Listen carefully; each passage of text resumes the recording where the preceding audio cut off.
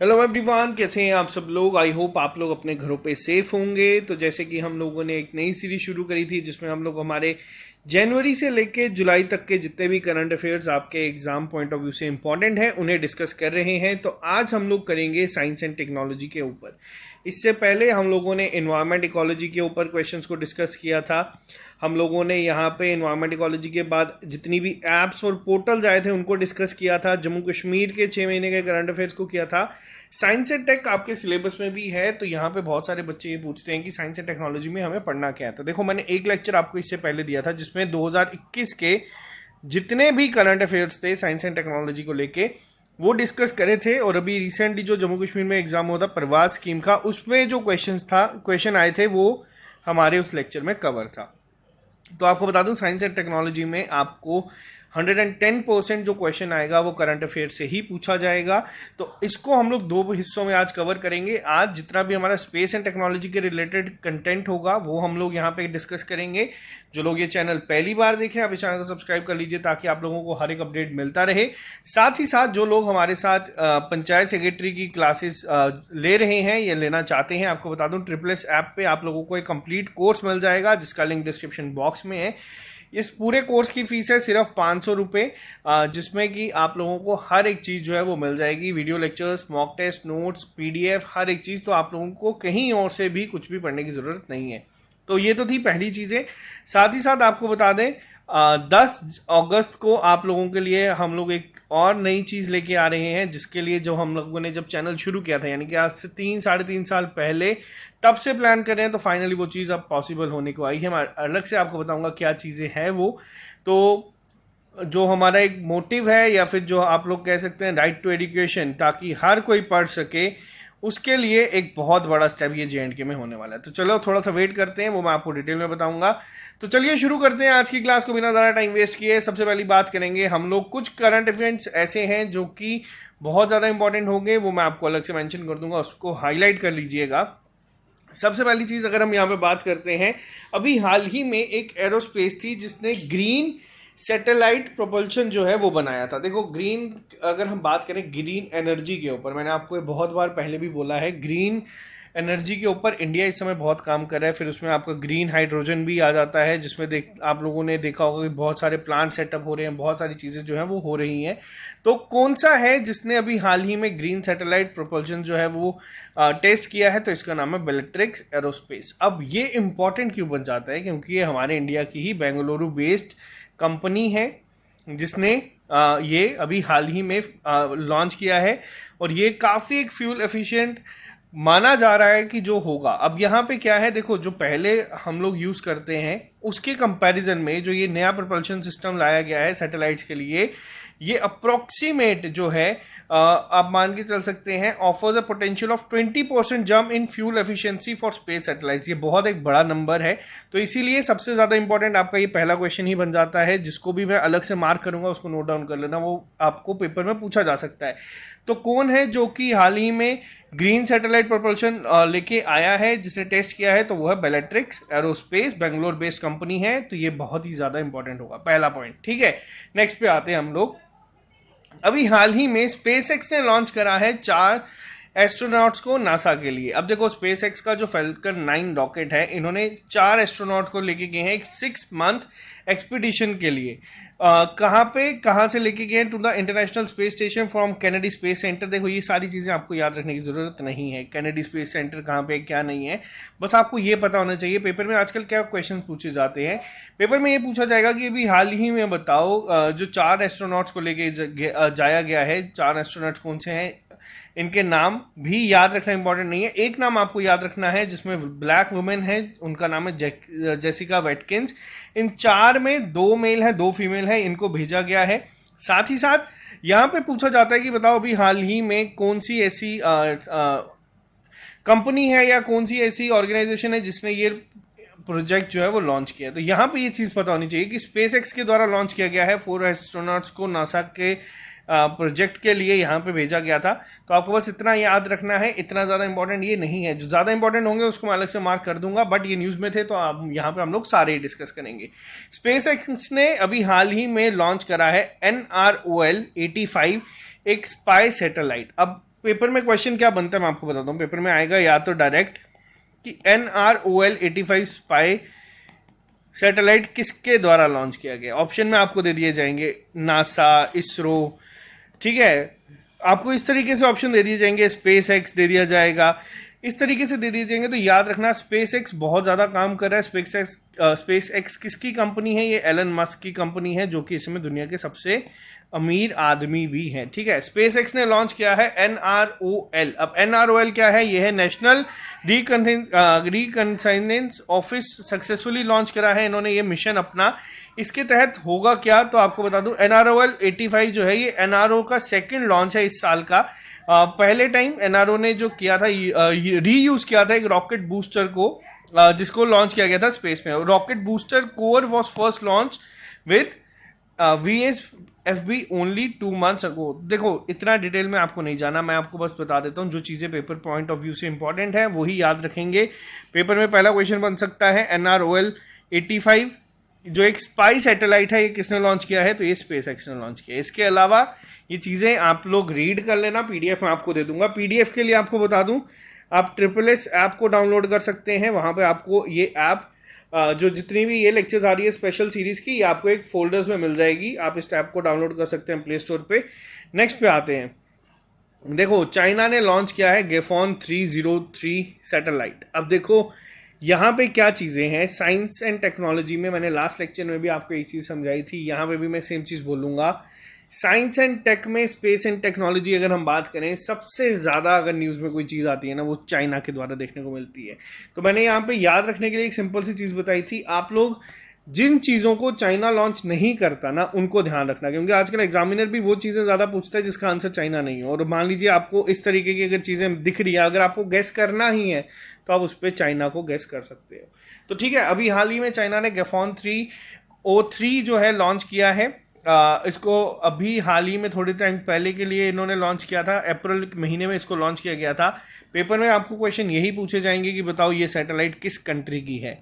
Extra information हम लोगों ने यहाँ लिखी है, अगर आप लोग इसको पढ़ना चाहते हैं तो आप लोग पढ़ सकते हैं। ये अर्थ ऑब्जर्वेशन सैटेलाइट है जिसको हम EOS भी कहते हैं, ताकि large number of SAR images जो है ये प्रोड्यूस कर सके या फिर ये कैप्चर कर सके, जिसके तहत जो करेक्टराइज करी गई है ऑल वेदर ऑपरेशन के लिए, यानी कि हाई स्पेशल रेजोल्यूशन, या फिर यहाँ पे आपको सिर्फ इतना याद रखना है, ठीक है। और एक और चीज़ चाइना के बारे में आपको याद रखनी है, लॉन्ग मार्च 4C। अब ये जो लॉन्ग मार्च है ये क्यों इंपॉर्टेंट है, इसको भी मैं आपको अभी थोड़ी देर में बताऊंगा। इसने बहुत ज़्यादा मिशन जो है चाइना के, इसको भी हाल ही में कवर किया है लॉन्ग मार्च के रॉकेट के साथ। नेक्स्ट में आते हैं इंडियन साइंटिस्ट ने हाल ही में डिस्कवर करा है गोस्ट लाइट गैलेक्सी को, जो कि 136 मिलियन लाइट ईयर्स दूर है। अब है क्या ये, देखो यहाँ पे जो ये सैटेलाइट को डिटेक्ट किया गया है, ये बहुत ही आज से पहले तो पहली बार किसी ने डिटेक्ट नहीं किया था। गोस्ट लाइक इसलिए कहा जाता है क्योंकि इसको थोड़ा सा देखोगे तो आपको एक गोस्ट की फॉर्म में देखने को मिलेगी, और ये अनडिटेक्टेड थी बहुत टाइम थे, बट ये सामने ही थी और in front of much brighter Galaxy, the Galaxy has a ghost like appearance. ठीक है, तो यहाँ पे बस आप लोग याद रखना, अगर आपसे पूछा जाएगा कि किस कंट्री के साइंटिस्ट ने गोस्ट लाइक गैलेक्सी को जो है डिस्कवर किया था, तो उसका आंसर होगा इंडिया। जो आंसर्स हैं, जो क्वेश्चंस बनेंगे वो आपके इसी तरीके से बनेंगे। ये बहुत रेयर पूछा जाता है, और इनफैक्ट ये पूछा ही नहीं जाता कि किस चीज़ के लिए आता है, ये क्या चीज़ें हैं, बट आपको ये चीज़ें पता होनी चाहिए। जैसे गेफॉन 3 किसका है, गोस्ट लाइक गैलेक्सी किसने फाइंड की है, ये आपको पता होना चाहिए। नेक्स्ट पे आते हैं, aerospace engineering and digital innovation centre को हाल ही में लॉन्च किया गया। अब पेपर में क्वेश्चन पूछा जाएगा कहाँ पे, ये क्वेश्चंस आपके साइंस एंड टेक्नोलॉजी के बनते हैं। तो किया किसने है, इन्फोसिस ने यहाँ पे अभी हाल ही में लॉन्च करा है, किसके साथ मिलके, रॉल्स रॉयस के साथ मिलके इन्होंने एक जॉइंट वेंचर खोला है जिसका नाम है aerospace engineering and digital innovation centre. कहाँ है ये है बेंगलुरु में। तो ये बहुत इंपॉर्टेंट क्वेश्चन है, इसको भी वापस से मार्क कर लीजिएगा। यहाँ पे इसके साथ अगर हम बात करें, इसमें हाई एंड R&D सर्विसेज जो है वो मिलेंगी। तो ये सारी चीज़ें आपको इतना डिटेल नहीं जाना, आपको बस बुलेट पॉइंट्स में नोट्स बना लेने हैं। Aerospace engineering digital innovation centre अभी हाल ही में लॉन्च किया गया है बेंगलुरु के द्वारा। इससे भी ज़्यादा इंपॉर्टेंट क्या होगा, पहला अगर क्वेश्चन बनेगा तो यही पूछा जाएगा कि कहाँ पे है, दूसरी चीज किसने खोला है, तो आपको ये दोनों याद रखने हैं। इन्फोसिस ने ये खोला है रॉल्स रॉयल्स के साथ मिलके। अब पेपर में ये भी पूछा जा सकता है कि अभी हाल ही में बेंगलोर में जो aerospace engineering and digital innovation centre launch किया गया है, ये किसने साथ में मिलकर, ये किसने ओपन किया है। ऑप्शन में आपको मान लीजिए रॉल्स रॉयल्स दे दिया गया, उसके अलावा इन्फोसिस, टीसीएस, इस तरीके से दे दी जाएंगे, तो याद रखना इन्फोसिस और रॉल्स रॉयल्स ने इसको मिलके ओपन किया है। नेक्स्ट पे आते हैं हम लोग, नेक्स्ट क्वेश्चन पे आते हैं। एस्ट्रोनॉमर ने अभी हाल ही में डिस्कवर किया है near identical twin of Jupiter. अब ये है क्या, देखो ये एक ऑर्बिटिंग स्टार है जो कि अप्रोक्सीमेट 17,000 लाइट ईयर्स दूर है अर्थ से। किसने यहाँ पे डिटेक्ट किया है, ये नासा के द्वारा किया गया है, बट आपको इतना याद रखना है आइडेंटिकल है, किसकी तरह दिखता है, जुपिटर की तरह दिखने वाला प्लेनेट है, तो बस इसीलिए याद रखना, ये पेपर में आपसे पूछा जा सकता है। नेक्स्ट पे आते हैं हम लोग, नेक्स्ट क्वेश्चन पे आते हैं। वन वेब ने अभी हाल ही में एक एग्रीमेंट को साइन किया था स्पेस एक्स के साथ, यानी कि जो वन वेब है ये low earth orbit satellite communication company है भारतीय एंटरप्राइजेस की। इन्होंने अभी हाल ही में स्पेस एक्स के साथ यहाँ पे किया है, और इसके तहत क्या होगा, जो फर्स्ट लॉन्च होगा स्पेस एक्स के साथ वो एक्सपेक्टेड है कि इसी साल 2022 में ही किया जाएगा। और अप्रोक्सीमेट अगर हम बात करें वन वेब की टोटल इन ऑर्बिट अगर कितनी है इस समय, तो वो 428 सैटेलाइट्स हैं, या फिर जो 66% ऑफ द फ्लीट है। देखो स्पेस एक्स की बात की जाए, मैंने आपको अभी बताया स्पेस एक्स बहुत सारे प्रोजेक्ट इस समय कर रहा है इस फील्ड में, लेकिन जो वन वेब है, वन वेब किसकी कंपनी है या किसका एक पार्ट है, ये है भारतीय एंटरप्राइजेस का। ये दोनों आपस में मिलके अभी हाल ही में एक प्रोजेक्ट लॉन्च करने जा रहे हैं, 2022 तक एक्सपेक्टेड है कि ये लोग करेंगे। ठीक, नेक्स्ट पे आते हैं। अमेजॉन ने अभी हाल ही में साइन करी है एक एग्रीमेंट फॉर प्रोजेक्ट क्यूपर। अब देखो ये क्या है, ये काफ़ी इंपॉर्टेंट है। अमेजॉन ने किया है यहाँ पे साइन, क्वेश्चन में यही बनेगा कि किसने किया है यहाँ पे प्रोजेक्ट क्यूपर के लिए साइन। तो अमेजॉन ने किया है, अमेजॉन के मालिक हैं जेफ बेजोस। उन्होंने 3 कंपनी जो है बेसिकली, जिसका नाम है आपका एरियन स्पेस, ब्लू ओरिजिन और यूनाइटेड लॉन्च अलायंस, इनके साथ मिलकर किया है to deploy the majority of its Project Kuiper satellites on April 5, 2022 को। इसमें क्या, लेकिन प्रोजेक्ट क्यूपर है क्या, तो इसका मेन जो एम है वो प्रोवाइड करने का है high speed low latency broadband to a wide range of customer across the globe. ठीक है, अब यहाँ पे 2 चीज़ें इंपॉर्टेंट है। पहला, प्रोजेक्ट क्यूपर किस पे बेस्ड है, किस चीज़ के लिए काम करता है। दूसरा, किसने एग्रीमेंट साइन किया है, ये भी अमेजॉन ने अभी हाल ही में किया, और कंपनी ने अभी हाल ही में फाइनलाइज करा है टोटल 83 लॉन्चेस को। ये सब चीज़ें आपको नहीं याद रखनी, आपको सिर्फ यही पार्ट याद रखना है कि अमेजॉन ने किया है किसके साथ, प्रोजेक्ट क्यूपर के साथ, और प्रोजेक्ट क्यूपर काम किस पे कर रहा है। बस आपको ये बेसिक चीज़ें याद रखनी है। नेक्स्ट पे आते हैं हम लोग, ईएसए यानी कि यूरोपियन स्पेस एजेंसी। कई बार क्वेश्चन क्या होता है, कई बार क्वेश्चन ना आपको इस तरीके से भी पूछा चला जा सकता है, जैसे इंडिया की स्पेस एजेंसी का नाम क्या है। इंडिया की स्पेस एजेंसी का नाम है इसरो।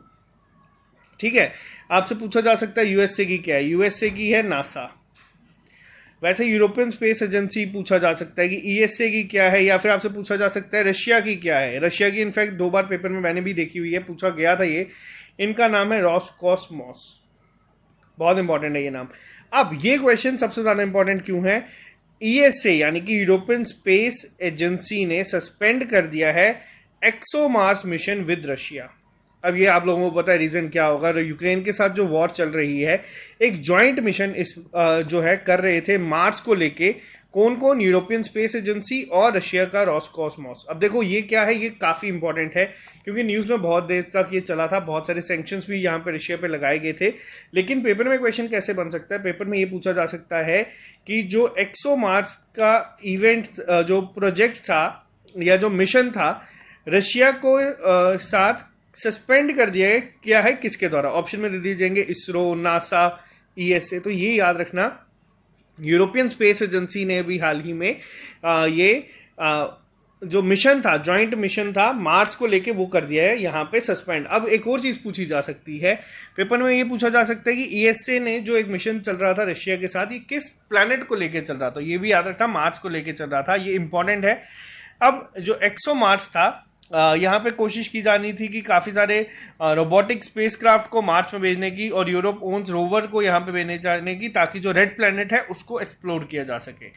तो ये लेकिन अब यहाँ पे सस्पेंड कर दिया गया है। किसके द्वारा सस्पेंड किया गया ये भी याद रखना, यूरोपियन स्पेस एजेंसी ने किया, ना कि रशिया ने। इन्होंने किया। तो बहुत इंपॉर्टेंट है, यहाँ पे याद रखना, ये क्वेश्चन बहुत इंपॉर्टेंट होगा एग्जाम पॉइंट ऑफ व्यू से।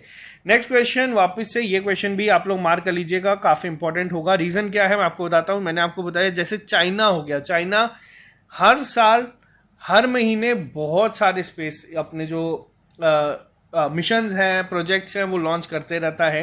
बट कुछ कंट्री जैसे ईरान है, यहाँ पे ईरान की मिलिट्री ने अभी हाल ही में सैटेलाइट को लॉन्च किया है, नूर 2। और याद रखना, इसको मोस्ट इंपॉर्टेंट मार्क कर देना, पेपर में बहुत बार इस तरीके के क्वेश्चन आते हैं कि नूर 2 किसकी सैटेलाइट है। तो याद रखना, नूर 2 जो है ये किसकी सैटेलाइट है, किस कंट्री के द्वारा लॉन्च की गई है। ये लॉन्च की गई है ईरान के द्वारा। ये बहुत ही ज़्यादा इंपॉर्टेंट है। इससे पहले इन्होंने अप्रैल 2020 में नूर 1 को भी लॉन्च किया था।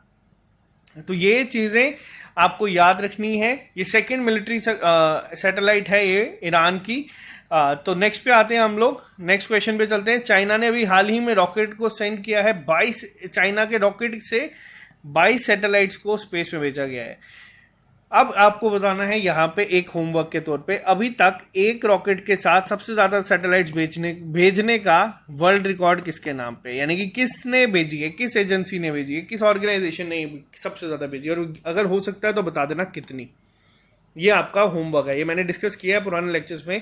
तो चाइना ने हाल ही में लॉन्ग मार्च 8 रॉकेट के साथ 22 सैटेलाइट्स को स्पेस में भेजा है। ठीक है, बस आपको इतना याद रखना। और यहाँ पे देखो, इस लॉन्च के साथ 409th मिशन था ये चाइना के डोमेस्टिकली मेड लॉन्ग मार्च कैरियर रॉकेट्स का। तो ये नंबर याद नहीं रखना, बट आप लोग देख सकते हैं कि कितने फ्रिक्वेंटली ये चीज़ें जो है चाइना करता आ रहा है। और चाइना के एंड से ये भी सुनने में आ रहा था कि चाइना कोशिश कर रहा है कि मून को कैप्चर करने की। तो लेकिन ये तो चलो बात की बातें हैं, जब होगा देखा जाएगा। फिलहाल याद रखना, यहाँ पे लॉन्ग मार्च 8 रॉकेट पूछा जा सकता है कि किसका है, तो ये चाइना का है। पेपर में क्वेश्चन इस तरीके से ही बनेंगे कि आपको पूछा जाएगा ये किसका है, ये किससे बिलोंग करता है, ये नहीं, डायरेक्ट न्यूज आपसे नहीं पूछी जाएगी। नेक्स्ट पे आते हैं, 40 newly launch space x satellite disable कर दी गई। अब देखो ये है क्या, टोटल 49 सैटेलाइट्स थी जो कि आप लोगों ने जम्मू कश्मीर से जो लोग हैं उन्होंने भी देखी थी। उन्होंने कहा था कि एक ट्रेन चलती हुई देखने को मिल रही है आसमान में, ये क्या है, कैसे देखने को मिल रही है। तो ये कुछ नहीं थी, ये स्टारलिंक सैटेलाइट्स थी। स्टारलाइट इंटरनेट कम्युनिकेशन के लिए ये यहाँ पे फास्टर ब्रॉडबैंड सर्विसेज के लिए लॉन्च की गई थी स्पेसएक्स के द्वारा। तो ये लेकिन इसमें से 40 को डिसेबल कर दिया गया है। Such solar storms are caused by powerful explosion on the sun surface which spit out plasma and magnetic field that can hit the earth. तो देखो मेन इंपॉर्टेंट क्या है, ये पूछा जा सकता है पेपर में कि स्टारलिंक इंटरनेट कम्युनिकेशन किसकी। अब ये न्यूज़ में एक और रीज़न की वजह से था, जब यूक्रेन और रशिया की वॉर चल रही थी, तो इसमें भी जो स्पेस एक्स है या एलन मस्क की अगर हम बात करें, इन्होंने काफ़ी एक इंपॉर्टेंट रोल प्रोवाइड किया था यूक्रेन के लोगों को इंटरनेट प्रोवाइड करवा के। तो यहाँ पे ये चीज़ इसलिए न्यूज़ में थी, तो आपको पूछा जा सकता है कि ये किसकी है। ठीक है, नेक्स्ट पे आते हैं हम लोग। जैसे कि मैंने अभी आप लोगों को कहा चाइना कैप्चर कर रहा है, वैसे ही एक अलग न्यूज़ यहाँ पे ये थी कि चाइना ने एक आर्टिफिशियल मून को भी बिल्ड किया है ताकि वो ग्रेविटी एक्सपेरिमेंट को टेस्ट कर सके। अब होगा क्या, देखो चाइना ने बिल्ड करा है artificial moon research facility in the city ज़्योवो that simulates low gravity condition using magnetism. तो यहाँ पे याद रखना, पेपर में पूछा जाएगा आर्टिफिशियल मून अभी हाल ही में किसने बिल्ड किया था, तो ये भी याद रखना चाइना ने ही किया था। पेपर में चाइना के आंसर्स वाले क्वेश्चन कम पूछे जाते हैं, अगर किस्मत खराब होगी तो क्या पता आपसे यही पूछा जाए, क्योंकि चाइना के बहुत सारे कंटेंट बनता है, याद रखना बहुत मुश्किल हो जाता है। तो बेटर है जैसे नूर सैटेलाइट है, ये सब याद रख लेना। एग्जामिनर आमतौर पे यही चीज़ें ज़्यादा पूछ रहे हैं आजकल। ठीक है, चाइना ने प्लान करा है to use the research facility to test instruments and technology in low gravity environment similar to that of moon. अब होगा क्या, ये किया क्यों है, अगर कोई पूछे कि इन्होंने मून की तरह क्यों बनाया है। वैसे भी इनके दिन के मान लो बहुत सारे सैटेलाइट वगैरह तो जाते ही रहते हैं वहाँ पे। तो यहाँ पे मेन चीज़ क्या थी कि चेक करने के लिए कि जो इंस्ट्रूमेंट ये लोग बना रहे हैं क्या ये वहाँ पे सक्सेसफुल होगा या नहीं। तो पहले ही ये एक ऐसा सिमिलर इन्वायरमेंट क्रिएट कर रहे हैं जैसा कि मून में है, ताकि वो एनालाइज कर सके अपने एक्सपेरिमेंट को और जो उनका सक्सेस रेशियो है उसको इम्प्रूव कर सके। तो यहाँ पे याद रखना चाइना ने बिल्ड किया था एक artificial moon for gravity experiment. Next पे आते हैं, नेक्स्ट क्वेश्चन भी काफ़ी इंपॉर्टेंट है। देखो ये जो कंट्रीज है ना, ये बहुत रेयर आपको देखने को मिलती हैं। इस न्यूज़ में, इस सेगमेंट में, अब साउथ अफ्रीका ने लॉन्च करा था अपना पहला मेड इन अफ्रीका सैटेलाइट्स। नाम क्या था इसका? इसका नाम था MDA सैट। पेपर में पूछा जाएगा MDA सैट किसके द्वारा लॉन्च किया गया था? साउथ अफ्रीका के द्वारा लॉन्च किया गया है। MDA सैट होता क्या है? ये पहला मैरीटाइम डोमेन अवेयरनेस सैटेलाइट था जिसको भी हाल ही में लॉन्च किया गया था। किसके द्वारा? साउथ अफ्रीका के द्वारा। सिर्फ इतनी चीज को आप लोगों को याद रखना है, पेपर में ये चीजें आ सकती हैं क्योंकि रिसेंटली न्यूज में थी। नेक्स्ट पे आते हैं हम लोग।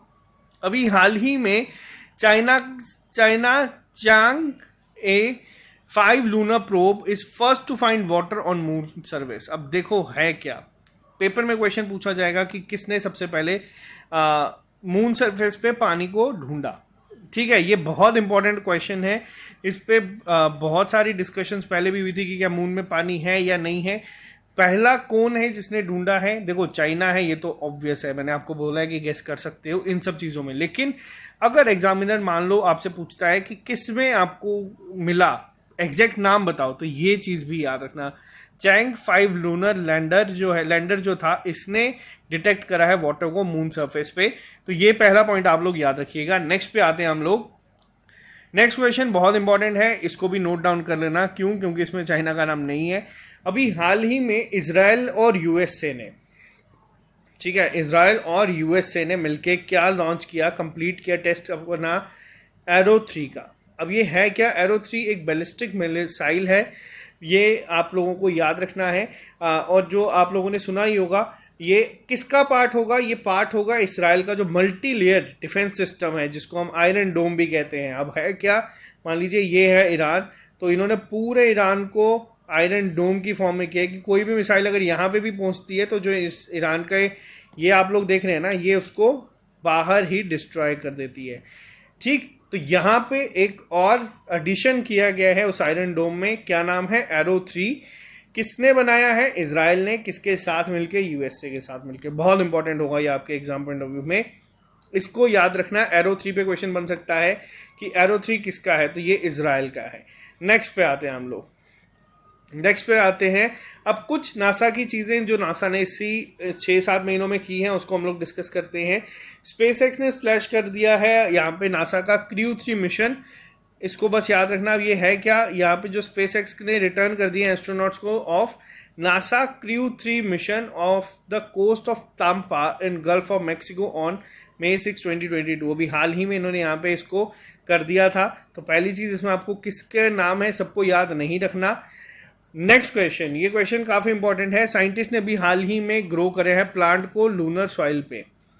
अब ये जो आप लोग चीज देख रहे हो ना, ये इंपॉर्टेंट है। अब यहाँ पे ये पूछा जा सकता है कि ये कहाँ पे कौन सी कंट्री है। तो जो रिसर्चर्स हैं यूनिवर्सिटी ऑफ फ्लोरिडा के, जो कि यूएस बेस्ड है, इन्होंने प्लांट्स को उगाया है कहाँ पे, जो चांद की जमीन है या चांद की जो मिट्टी है, सॉइल है, उस पे उगाया है। तो ये काफी इंपॉर्टेंट है। देखो चाइना पानी ढूंढ रहा है, क्यों? ये सब चीज़ें क्यों नहीं है? क्योंकि अर्थ में ऑलमोस्ट जितना हम लोग कर सकते थे ना, उतना हम लोगों ने कर दिया है। अब जो बाहर की स्पेस है उसमें जिसकी अब कोशिश की जा रही है वहाँ पे अपना दबदबा जमाया जाए। तो मून को लेके सबसे ज़्यादा यहाँ पे काम किए जा रहे हैं। अब जैसे चाइना पानी ढूंढ रहा है, यूएस यूनिवर्सिटी ऑफ फ्लोरिडा हमारे यहाँ पे प्लांट उगा रहा है, और बहुत सारे मिशन यहाँ पे हम लोग भी भेज रहे हैं, यहाँ पे इंडिया से भी। तो ये चीज़ें काफ़ी इंपॉर्टेंट है। NASA telescope spots angel wings in space. अब देखो पेपर में वही आएगा कि अभी हाल ही में एंजल विंग्स जो थे वो न्यूज़ में रहे। तो किसने यहाँ पे इसको स्पॉट किया या किसने यहाँ पे इसको देखा? तो ये किसके द्वारा किया गया है? ये हबल स्पेस टेलीस्कोप जो है, इसने रिकॉर्ड करी है इमेजेस 2 इमर्जिंग गैलेक्सीज की, जिसको कि एक विंग्स की शेप में, अगर हम बात करें, एग्जैक्ट तो ऐसे नहीं है लेकिन विंग्स की शेप में ये देखा गया है। और इसको नाम क्या दे दिया गया है? Angel wing. तो ये बहुत इंपॉर्टेंट है, इसको भी नोट डाउन कर लेना। ये भी न्यूज़ में था। ये न्यूज़ में क्यों था? क्योंकि हमारे टीवी वगैरह में भी हम लोगों ने कई बार इसको देखा है। एंजल विंग किसने फाइंड किया? नासा ने फाइंड किया। उससे भी इंपॉर्टेंट क्या है? किस टेलीस्कोप की हेल्प से किया। देखो है ये टॉपिक बोरिंग है अगर जिस बच्चे को इंटरेस्ट नहीं है ना, लेकिन अगर आपके सिलेबस में मेंशन है और हमने देखा है 0.25 से सिलेक्शन होती है, तो क्या पता एक क्वेश्चन के लिए ये चीज़ें पढ़ना वर्थ इट हो। नेक्स्ट पे आते हैं। नासा ने लॉन्च करा अपना नेक्स्ट जनरेशन गोस टी सैटेलाइट। अब गोस्ट टी सैटेलाइट जो है ये हाल ही में किया गया, ये क्या है, जियो stationery operational environmental science satellite. तो इसको भी हाल ही में लॉन्च किया गया है, किसके द्वारा, नासा के द्वारा। याद रखना GOST किसके द्वारा किया गया है, यूएसए के द्वारा, यूएसए में मतलब नासा के द्वारा। तो इसको याद रखना पहली चीज़। नासा ने अभी हाल ही में किया था ताकि जो कवरेज है उसको लाइव कवरेज के लिए यहाँ पे किया गया था, यहाँ पे लॉन्च। नेक्स्ट पे आते हैं हम लोग। अब कुछ एक्टिविटीज जो इसरो ने की थी जिसमें कुछ काफ़ी इंपॉर्टेंट होगी, इसको याद रखना। इसरो ने भी हाल ही में HS-200 को टेस्ट किया था। ये किस मिशन के लिए किया गया है, गगनयान मिशन के लिए। गगनयान मिशन के लिए अब आपका होमवर्क है कमेंट बॉक्स में लिख के बताना कि आप लोगों को जो जो चीज़ें इसके बारे में पता है, क्योंकि ये बहुत इंपॉर्टेंट है। मिशन भी हमारे लिए इंपॉर्टेंट है, पेपर के लिए भी यहाँ पे इंपॉर्टेंट है। अब बात करते हैं HS-200 है क्या। ये HS-200 एक रॉकेट बूस्टर है जो कि ह्यूमन रेटेड वर्जन बनाया गया है, ताकि जो S-200 रॉकेट बूस्टर थे GSLV Mk3 के उस पर यहाँ पे काम किया जाएगा। तो पहली चीज़ तो आपको बस ये याद रखना है, HS-200 को रिसेंटली इसरो ने ही यहाँ पे सक्सेसफुली टेस्ट किया है, बस इतना आपको याद रखना है। अब human rated solid rocket booster जो है इसे हम लोग कहते हैं। तो यहाँ पे बस इतनी ज़्यादा चीज़ें आपको याद नहीं रखनी, आपको जो पॉइंट्स मैं बता रहा हूँ जिस पे क्वेश्चंस बन सकते हैं वही चीज़ें मैं यहाँ पे डिस्कस कर रहा हूँ। मैं करने को डिस्कस यहाँ पे सारा कर सकता हूँ कि ये सेकंड लार्जेस्ट ऑपरेशनल बूस्टर है, ये सब आपको इररेलेवेंट होगा एग्जाम पॉइंट ऑफ व्यू से, तो हम उसको डिस्कस ही नहीं करेंगे। नेक्स्ट पे आते हैं। बहुत इंपॉर्टेंट है ये क्वेश्चन और इसको आप लोग मोस्ट इंपॉर्टेंट मार्क कर दीजिएगा अभी से। जो इसरो के चेयरपर्सन है S सोमनाथ, उन्होंने अनाउंस किया है कि इंडिया का पहला विनस मिशन, अब इसका नाम क्या रखा गया है, इसका नाम रखा गया है शुक्रयान 1। बहुत इंपॉर्टेंट है, इसको मोस्ट इंपॉर्टेंट मार्क कर लेना। कब लॉन्च करने की बात की गई है, दिसंबर 2024 में। ये डेट भी आपको याद रखनी है, किसका मिशन है ये भी आपको याद रखना है, और आपको ये भी याद रखना है कि जो मिशन वीनस मिशन है इसका नाम क्या है, ठीक है।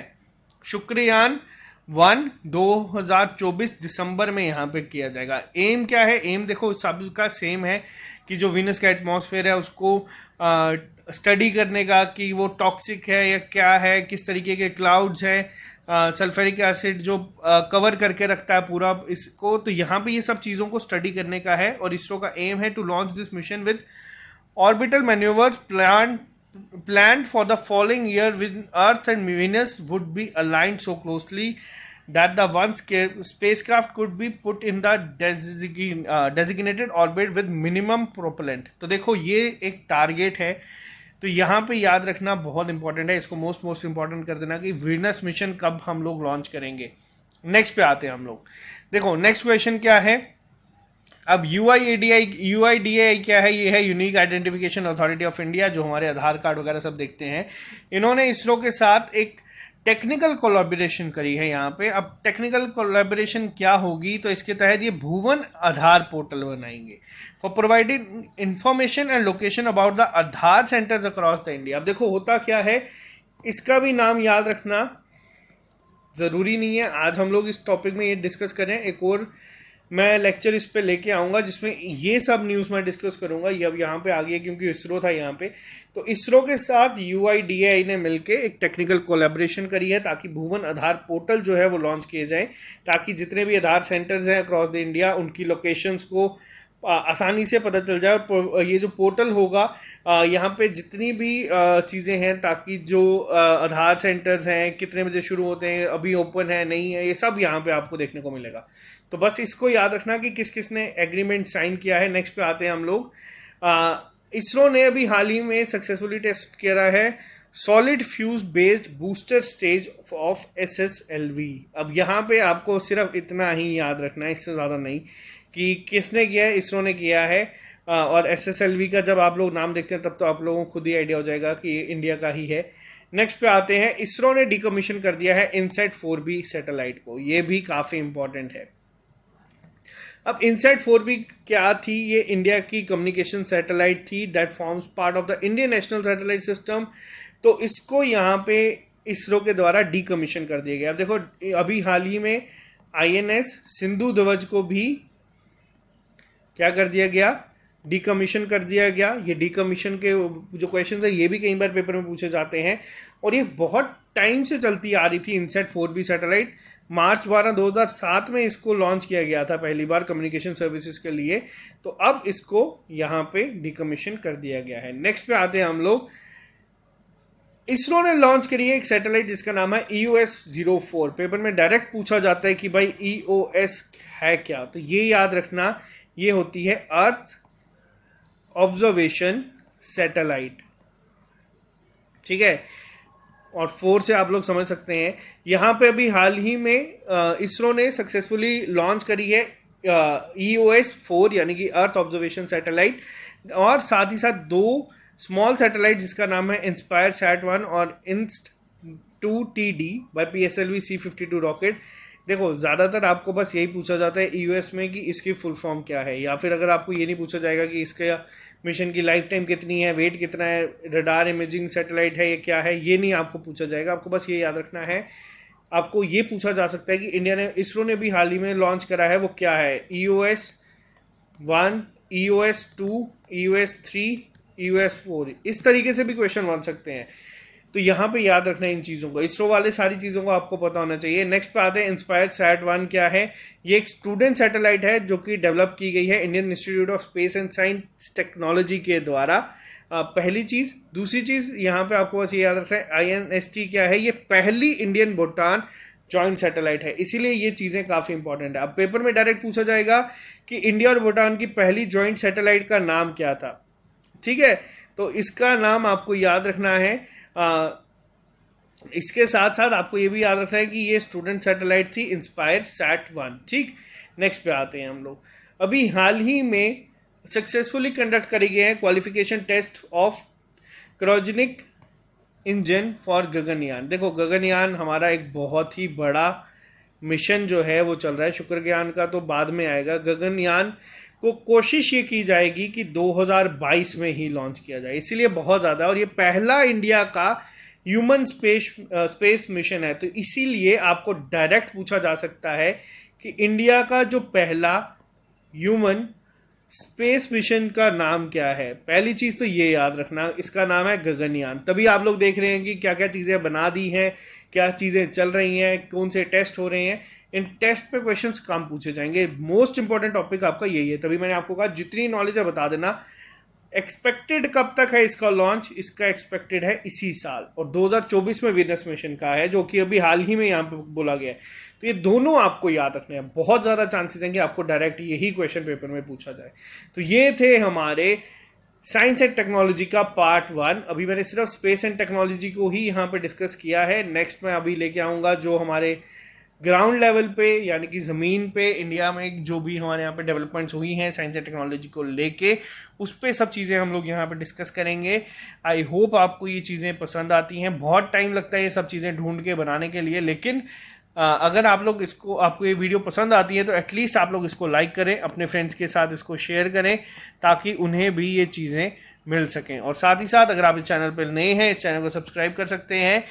ऐप पे आप लोगों को यहाँ पे सब चीज़ें मिल जाएंगी, क्योंकि इस पेपर का भी टॉपिक है साइंस एंड टेक्नोलॉजी, वहाँ पे हम लोग इसको ऐड कर देंगे। PDF भी आपको वहाँ पे मिल जाएगी। ओके गाइज, आज के लिए सिर्फ इतना ही। मिलते हैं आप लोगों से कल नए लेक्चर के साथ। अभी के लिए दीजिए इजाज़त। Take care, see you soon.